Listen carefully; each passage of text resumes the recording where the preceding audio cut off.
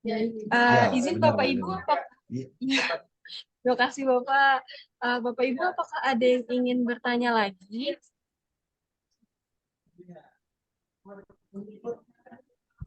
Dari chat Mbak Lulu iya. ada. Oh iya. Baik, izin Bapak Ibu, ini ada pertanyaan dari Kantah Palembang. Izin bertanya Pak, terkait proses restorasi tadi ada tahapan menyiram dari air mengalir, lalu disemprot alkohol 70%. Untuk larutan restorasi arsip seperti metil selulos, magnesium karbonat diberikan sebelum atau sesudah menyemprot alkohol. Yang kedua, apakah ada ketentuan pemberian bahan restorasi arsip sesuai jenis kertas arsipnya? Terima kasih. Baik, Bapak sesuatu mungkin bisa Ya, menjawab. saya khawatir salah memahami. Oh, iya. Dari Palembang Baik. ya. Iya, Pak. Itu memang habis disebut hal.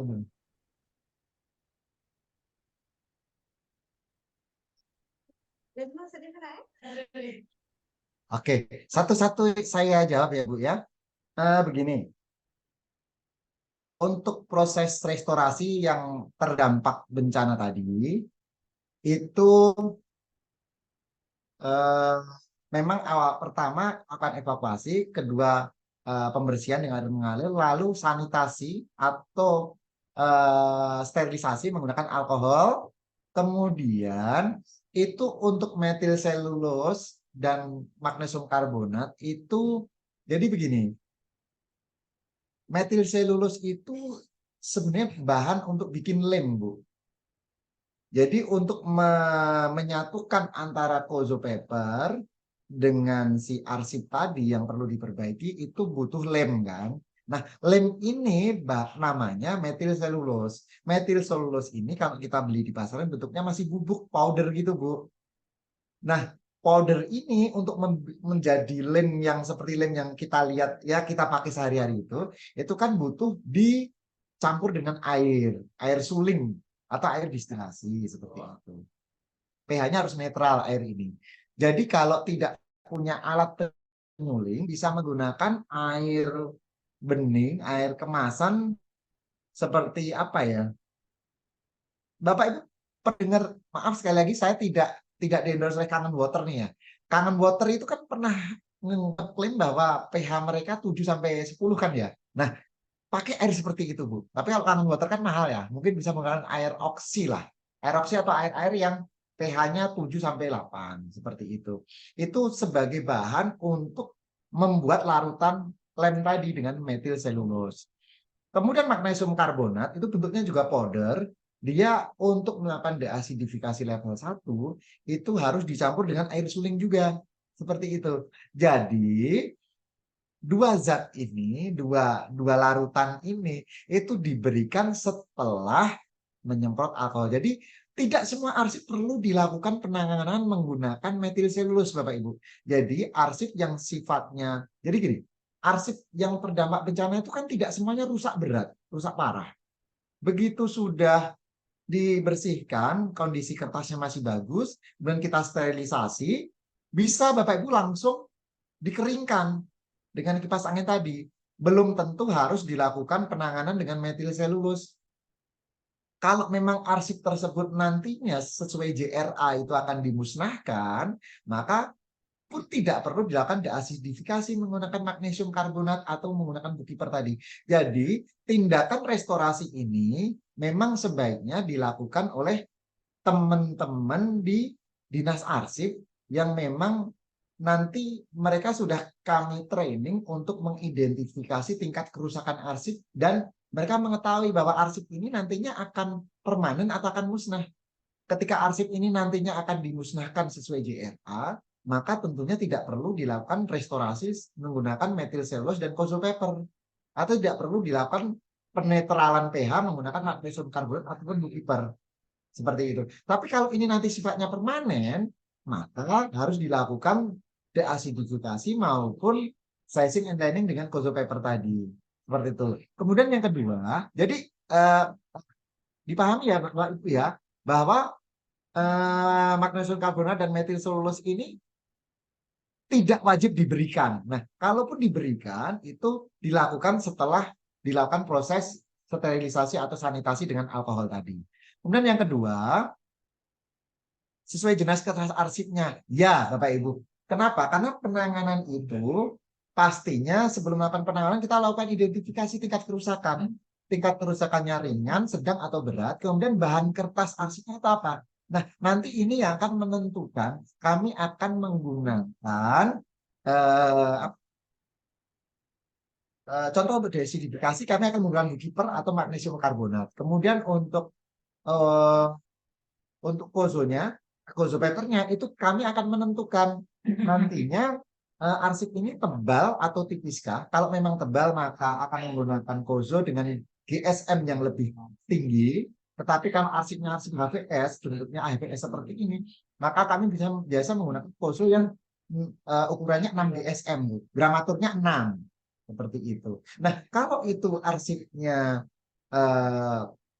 tebal, kemudian satu muka, seperti yang tadi saya contohkan, ada peta wilayah yang sifatnya cuman penampakannya satu muka, tidak bolak-balik, kemudian dia tebal, maka kami backup, kami restorasi dengan kertas bebas asam Compuerror tadi.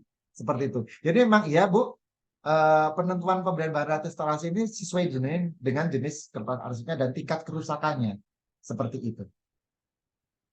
Dipahami ya Bapak Ibu ya? Baik Bapak, terima kasih atas jawabannya. Bagaimana Bapak Ibu? Ya, Bapak Ibu, apakah ada yang ingin bertanya lagi? Apakah sudah jelas tadi jawaban dari Bapak Susanto? Baik.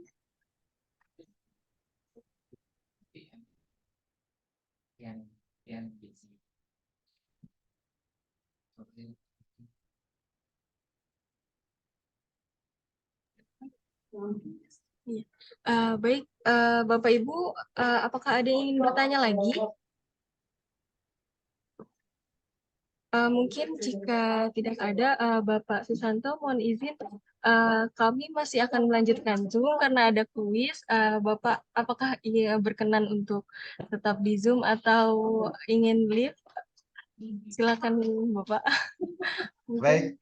Atau Terima kasih Mbak Lulu. Gimana? Bapak, ada yang ingin ditambahkan lagi Bapak? Izin. Enggak sih, dari saya udah cukup Iya. itu. Saya cuma mau menyampaikan ke teman-teman. Sekali lagi Bapak Ibu, pembahasan kita hari ini tentang enkapsulasi dan restorasi. Restorasi sebaiknya nanti dilakukan oleh teman-teman dari diskusi saja. Kenapa? Karena ada bahan, ada tindakan-tindakan yang memang butuh pelatihan secara khusus dan biasanya teman-teman di diskusi udah tahu itu. Kemudian secara pembelian bahan dan peralatan juga sebaiknya teman-teman di ATR, ya saya percayalah teman-teman di ATR secara penganggaran pasti juga mampu lah untuk beli. Cuman yang menangani itu Bapak Ibu, SDM-nya belum tentu ada karena pekerjaannya kan banyak ya di ATR BPN ya, seperti itu. Kecuali hanya untuk melakukan preservasi preventifnya seperti tadi bikin enkapsulasi atau kalaupun memang melaminating lakukan yang hanya pinggiran saja. Kemudian kalaupun melakukan perbaikan arsip gunakan yang pakai selotip bebas asam saja. Tidak perlu melakukan proses-proses yang seperti saya sampaikan tadi. Seperti itu. Sekali lagi, mencegah lebih baik daripada mengobati. Jadi paling penting Mbak Lulu dan teman-teman semua, Pak Budi, Bu Tias dan teman-teman semua, itu paling penting adalah mitigasi Bapak Ibu. Jangan sampai arsip Bapak Ibu terdampak bencana, entah itu bencana kebakaran, bencana banjir ataupun ya bencana apapun itu yang sebaiknya kita cegah sehingga nantinya tidak menghabiskan energi dan waktu Bapak Ibu untuk melakukan tindakan-tindakan yang ya terkait dengan kebencanaan tadi. Begitu. Terima kasih Bapak Ibu atas perhatiannya dan responnya. Terima kasih Mbak Lulu, Mbak Bulan. Saya sudah diajak berdiskusi pada pagi ini. Dan saya mohon maaf Bapak Ibu semuanya kalau ada kata-kata saya yang kurang berkenan di hati Bapak Ibu, mohon dimaafkan ya. Mbak Lulu, mohon maaf, saya live aja nggak apa-apa ya, karena saya harus pergi. Iya Bapak, silakan Bapak, tidak apa-apa. Baik. Terima kasih banyak ya Baik. Bapak. Terima kasih, Pak. Izin Bapak. Terima kasih Bapak. boleh kita foto Terima bersama kasih dulu ya. Bapak. Oh, boleh, boleh. Boleh izin Bapak, maaf. Boleh. Silakan. Screen boleh di share screen-nya di ini dulu. Matikan Bapak. ya. Matikan dulu. Ya, Ya, terima kasih ya, Pak. siap, boleh. Ya, baik. Di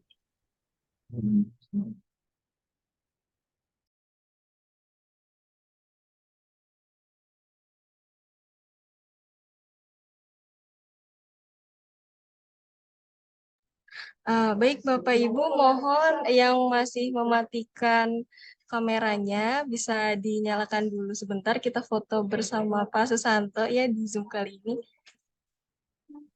Ya, untuk yang pertama, halaman pertama, layar pertama, 1, 2, 3. Salam arsip ya Bapak Ibu ya. 1, 2, 3. Lagi kita ke halaman selanjutnya. 1, 2, 3. Selanjutnya 1, 2, 3. Selanjutnya 1, 2, 3. Lagi Bapak Ibu 1, 2, 3. Oke, gimana Mbak? Sudah ya? Cukup ya? Terima kasih Bapak Ibu untuk Bapak Susanto. Terima kasih untuk hari ini. Semoga Sama-sama, Bu. ilmunya bermanfaat Bapak untuk teman-teman Amin. semua. Amin. Terima kasih ya. Assalamualaikum Amin. warahmatullahi wabarakatuh. Waalaikumsalam Dadah, warahmatullahi dadah, Assalamualaikum. Izin lift ya saya. Wabarakatuh. Iya Bapak, Sehat, Siap, terima Bapak. kasih. Semoga harinya selalu menyenangkan ya Bapak Ibu. Amin. Amin. Izin Bapak Ibu semuanya, saya ingin mengingatkan untuk mengisi link absen untuk nanti sertifikatnya. Setelah ini kita akan ada kuis mabar ya Bapak Ibu. Nah, bagaimana Mbak Berli? Apakah sudah bisa?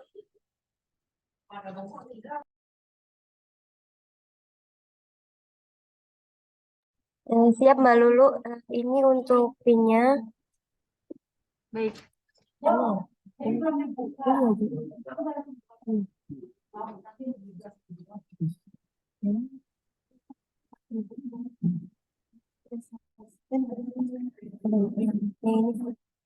Izin Bapak Ibu, jadi nanti Kahoot-nya bersama Mbak Berli ya. Ini silakan Mbak Berli. Screen-nya. Izin Mbak Lulu, izin untuk share screen. Berikut adalah PIN dari Kahoot ya Bapak Ibu. Silakan memasukkan game PIN-nya 4107624.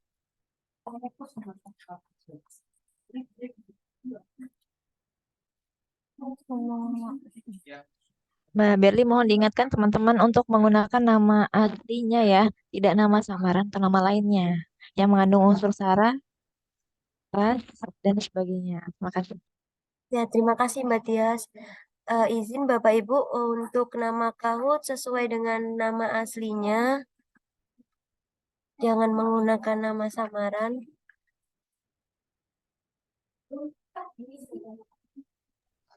Suaranya belum muncul ya Mbak Berli ya suaranya.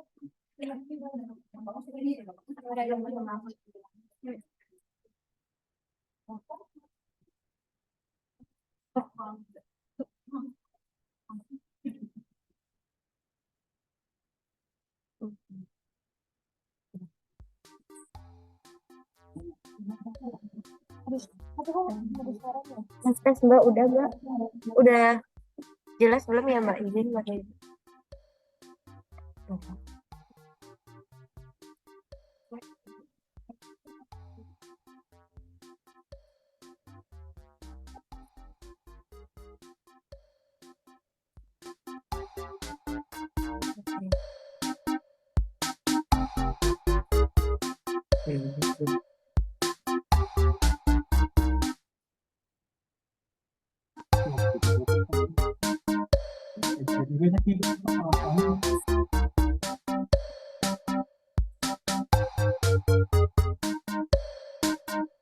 Silakan Bapak Ibu yang belum bergabung mungkin bisa bergabung dengan GMP-nya 4107624.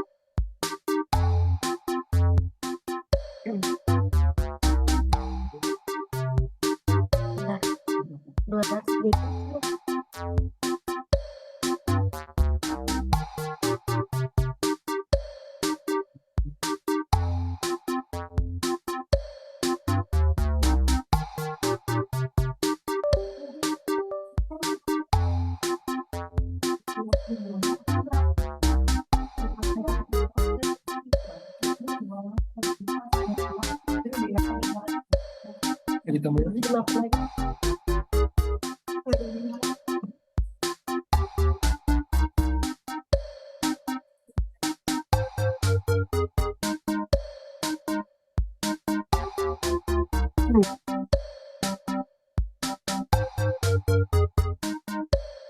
Bulan.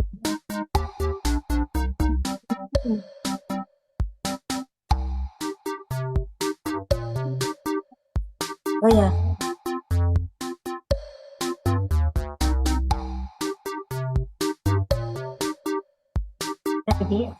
Ready.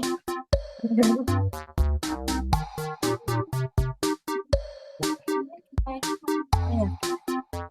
Izin Bapak Ibu, mungkin bisa kita mulai dari sekarang ya Bapak Ibu.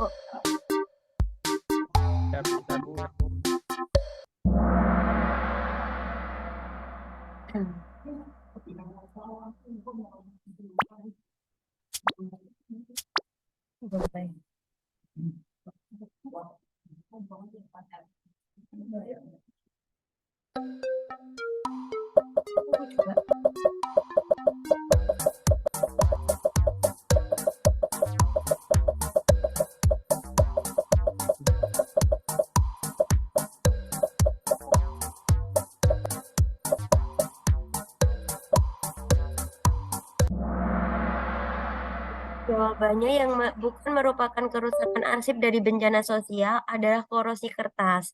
Karena banjir, likuifaksi, dan gempa bumi itu merupakan kerusakan arsip karena bencana sosial Bapak Ibu. Selanjutnya. Waduh, yang pertama ada yang namanya WD, yang kedua ada namanya Habati. Untuk selanjutnya, bisa saya next untuk soal selanjutnya Bapak Ibu. Yang kedua adalah teknik memisahkan atau menguraikan lembar-lembar arsip dari lengket adalah A. Restorasi, B. Penguraian arsip, C. Sterilisasi, D. Evakuasi arsip.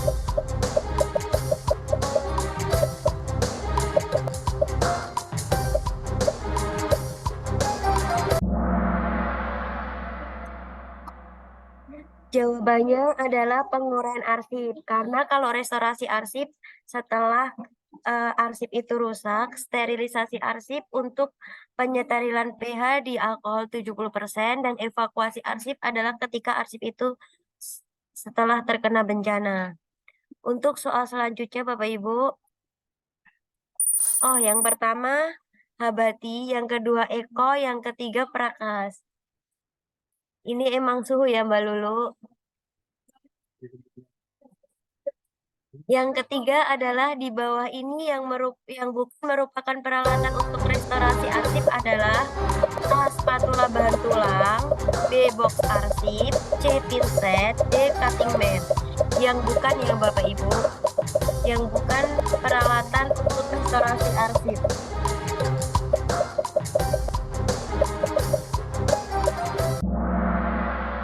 Nah, jawabannya adalah box arsip. Sudah 59 orang yang benar. Mari kita lihat skornya apa tetap di Habati atau naik. Waduh, Habati turun menjadi Eko Enggelin Sultan BCM. Mari kita lanjut Bapak Ibu. Kuis selanjutnya nomor 4 adalah preservasi preventif untuk arsip tekstual media kertas adalah A. Restorasi arsip, B. Pengeringan arsip, C. Pembersihan arsip, D. Enkapsulasi.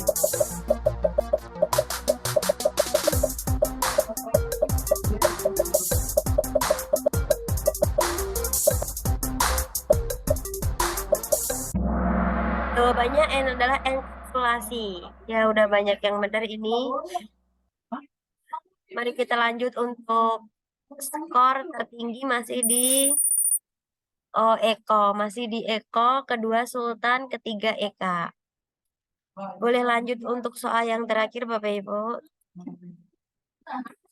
Yang nomor 5 adalah Perka Andri yang mengatur tentang perlindungan dan penyelamatan arsip dari bencana adalah A. Perka Andri nomor 23 tahun 2011, B. Perka Andri nomor 23 tahun 2016, C. Perka Andri nomor 23 tahun 2015, dan Perka Andri nomor 23 tahun 2019.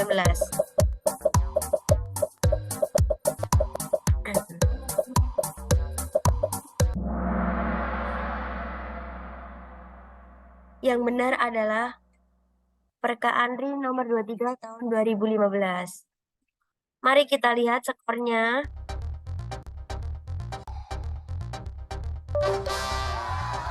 Yang ketiga adalah Yaya, yang kedua adalah Etika KB, yang pertama adalah Jeng Angelin. Selamat kepada Bapak Ibu yang bernama Angelin, Etika KB, dan Yaya. Untuk selanjutnya kami bisa kembalikan ke host yaitu Mbak Lulu Habati. Silakan Mbak.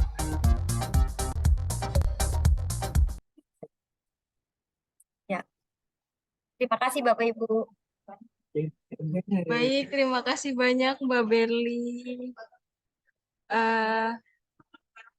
Baik Bapak Ibu, nanti jika ada yang ingin ditanyakan lagi, mungkin tadi Bapak Susanto sudah menitipkan, jika ada yang ingin ditanyakan bisa langsung menghubungi beliau di 088827147006 atau di email Bapak Susanto, susanto@andri.go.id. Bapak Ibu, kami ingin ingatkan untuk mengisi presensi mabar hari ini untuk keperluan e-sertifikat. Untuk absensinya kami tutup sampai jam 12 siang ya Bapak Ibu. Kami ingin ingatkan kembali jika ada satker Bapak Ibu yang ingin merestorasi arsipnya bisa menghubungi Biro Umum terlebih dahulu. Nanti akan kami koordinasikan dengan Andri. Kemudian jika Bapak Ibu masih ada yang ingin ditanyakan, bisa ke Pak Susanto atau bisa menghubungi WhatsApp kami ya Bapak Ibu. Bisa langsung di grup WA grup kearsipan. Nanti untuk nomor teleponnya 0888 27 14706 untuk Bapak Susanto.